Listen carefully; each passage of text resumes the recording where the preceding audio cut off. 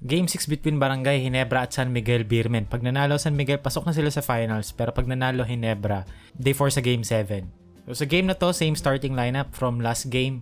For Ginebra, pinoste nila si Stephen Holt against Wami Chongson.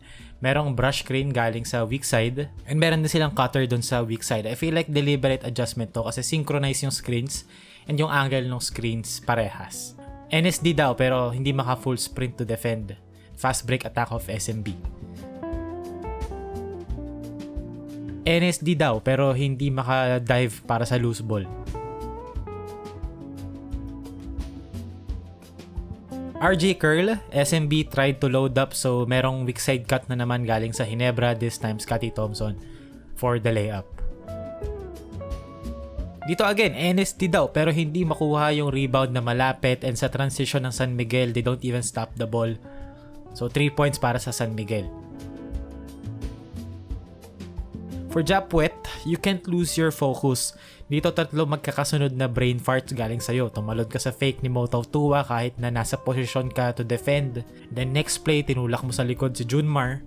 Ilang games ka ng foul trouble. Tapos yung sumunod, pinaka-obvious na goaltending sa balat ng lupa and yet you had the nerve to complain. Again, SMB transition attack, walang ball pressure galing sa Ginebra, nag-go under pa sa screen.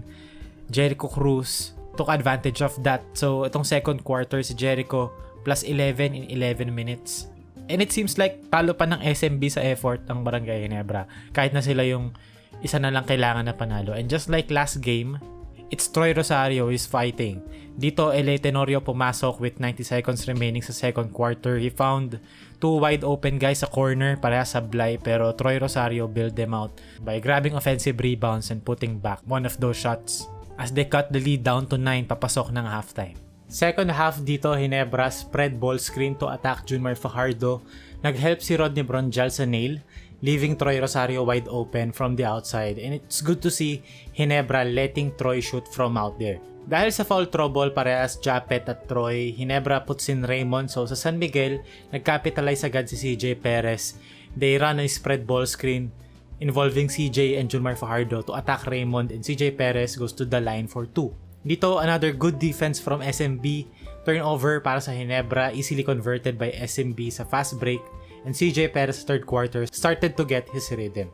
For Ginebra naman, Troy Rosario and Scotty Thompson, parang sila lang talaga yung lumalaban. Troy Rosario continued to fight for the ball. Honestly, that's what kept them in the game. Dito, back-to-back plays, Troy Rosario had his hands sa offensive boards, and yun yung nag-spark ng 9 ora ng Ginebra to end the third quarter. Ginebra went zone, and immediately SMB broke it. 4-pointer para kay Don Trollano.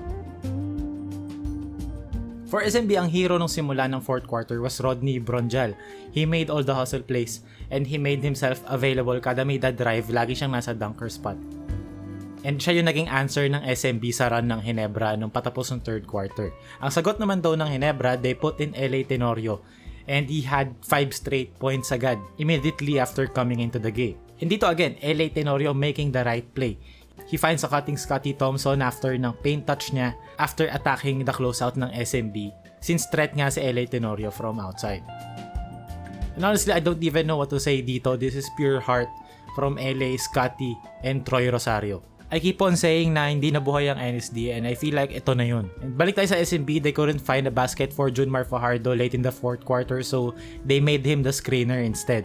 After ng ball screen dito for CJ, si Rodney Bronjal merong seal para tanggalin yung help defense, kaya naging wide open yung layup for CJ Perez. And final play of the game, important context dito sa previous plays kasi Ginebra, nag-spread sila ng court, they tried to run ball screens to shift the defense, pero SMB always overloaded the ball screen and the strong side na hindi nila mahanap lagi yung roller. So dito, one-on-one ang ginawa nila, Scotty Thompson, paint touch, inatake si CJ, kick out papunta kay LA Tenorio, and the rest was history.